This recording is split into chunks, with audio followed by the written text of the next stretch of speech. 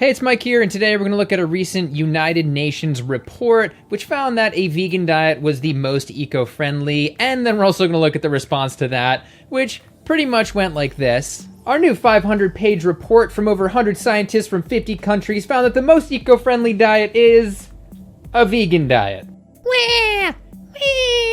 Yeah, a lot of people didn't like that, and some took this as an opportunity to bash vegans like Trevor Noah of The Daily Show. We turn into a planet full of vegans. That's not a dream scenario.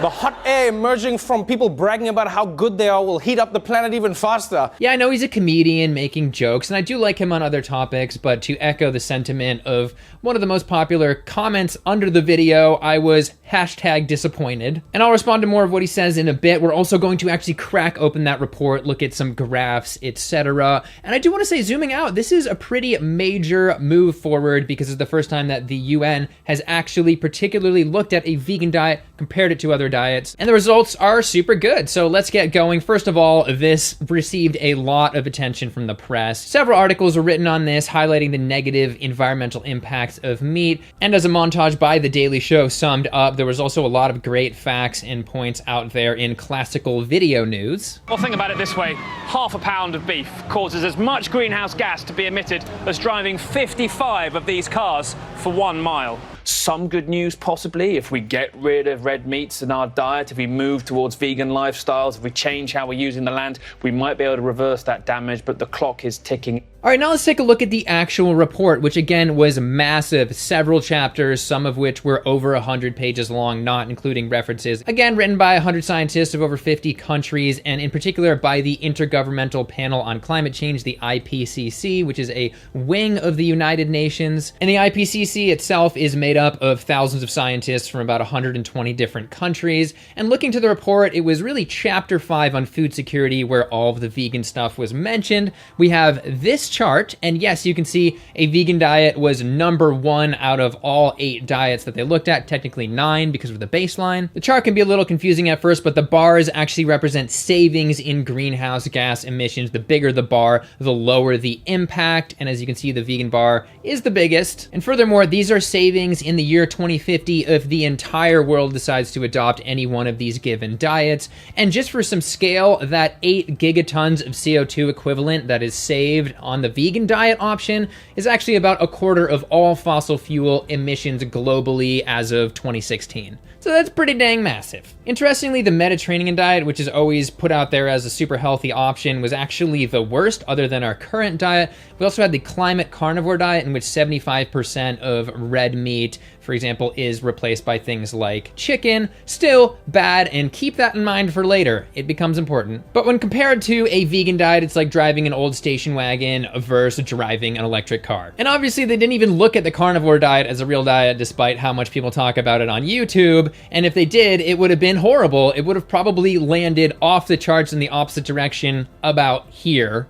Not good. And that chart really only looked at greenhouse gas emission savings. It didn't look at things like land and fresh water, which would also be huge. For example, globally, we use about 30% of our ice-free land to raise livestock, basically to eat animals. And from this study, we use about 1/3 of our fresh water, and this is all to make a very small portion of our total calories. Vox illustrated this using UN data here, and as you can see, you're in the teens for dairy plus meat in terms of percentage of total calories. Not very much. And in the US, it's even worse. We use about half of our lower 48 land to grow animal products. It's a bit more calories, about 1/4 of our calories, but still not the majority, yet using a ton of land. And here is a shocking point from the new United Nations report. Keep in mind, it's looking at feeding about 9 billion people in the year 2050, quote, "Where no animal products are consumed at all, adequate food production in 2050 could be achieved on less land than is currently used."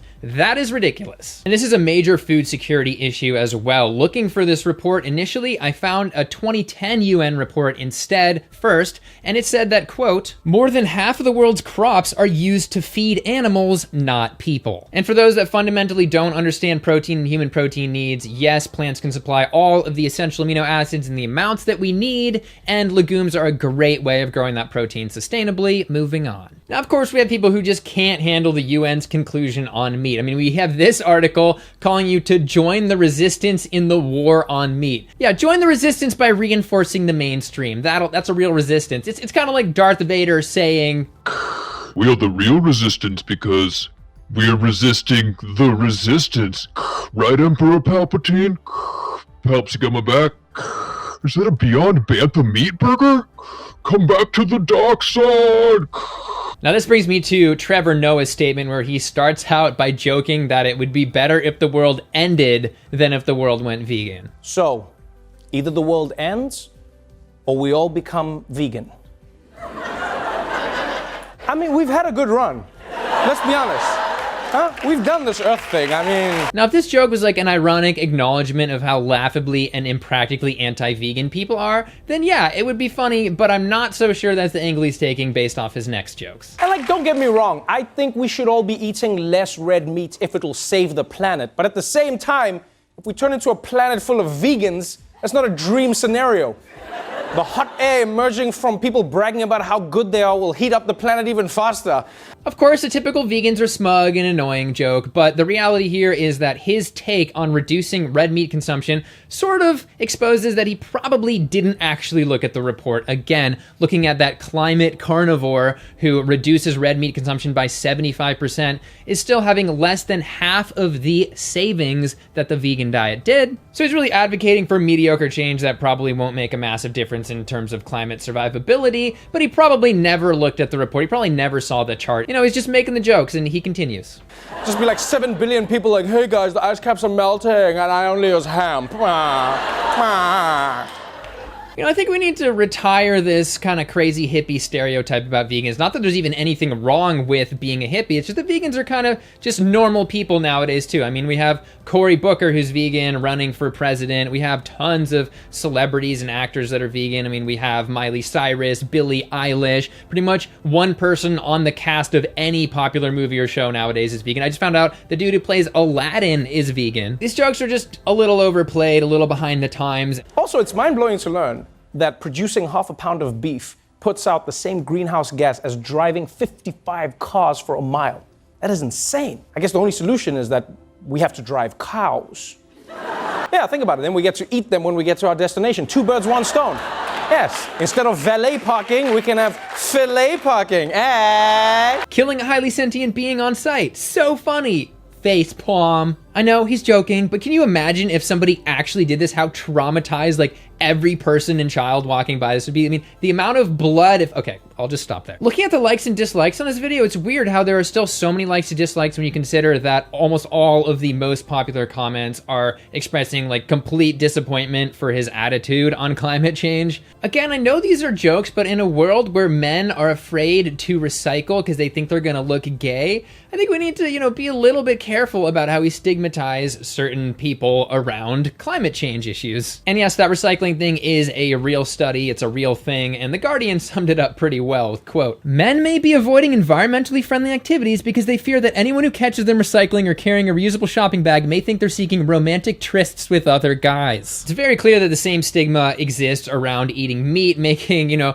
insecurities of the male persona being another barrier to climate change action, sadly. Let's work on it, bros. And I was happy to see that Ryan, Happy Healthy Vegan, cranked out a video on this really quick, and he had a really good point on this topic here. Let's go back to what he said at the beginning of his show here, because I thought that this was the real Trevor speaking. Climate change. It's the gradual disaster that'll eventually wipe us out if we don't take it seriously.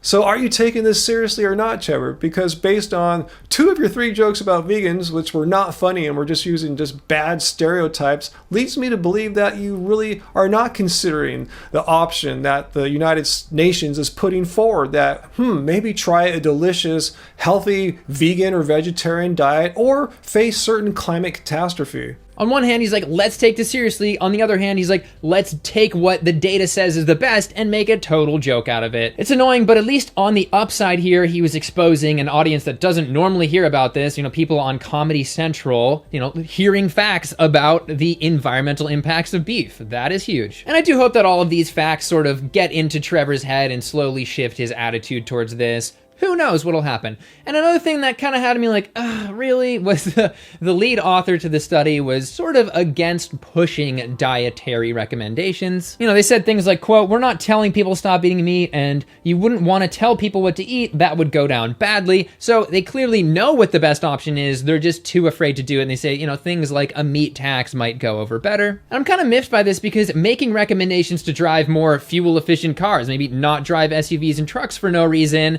that's totally okay. But when it comes to diet, we're not gonna even go there. Same reason that Al Gore, who eats a plant-based diet, didn't have the massive impacts of animal agriculture in either of his Inconvenient Truth documentaries. So the IPCC should just stop tying their hands behind their back, go with the data, and actually recommend the best diet for climate change, which, as they said, is a vegan diet. It was particularly annoying that they really buried this conclusion, which thankfully the media latched onto and spread, but this was buried in chapter 5, which is in a separate file than the actual summary. It doesn't even mention the word vegan in the main summary, which most people will see. It's buried hundreds of pages later in a different document. In the end, once again, a vegan diet was best here in terms of greenhouse gas emissions and more. If we can just look in the mirror, stop making a joke out of it, and change our habits, it would be the best for the planet. Guess what it would also be great for? Your health, which I have like a trillion videos on, as well as the animals who then wouldn't have to die so people could eat them. Also, let me know down below, were these, jokes by Trevor Noah really just jokes with no consequence? Also, what do you think about the report itself?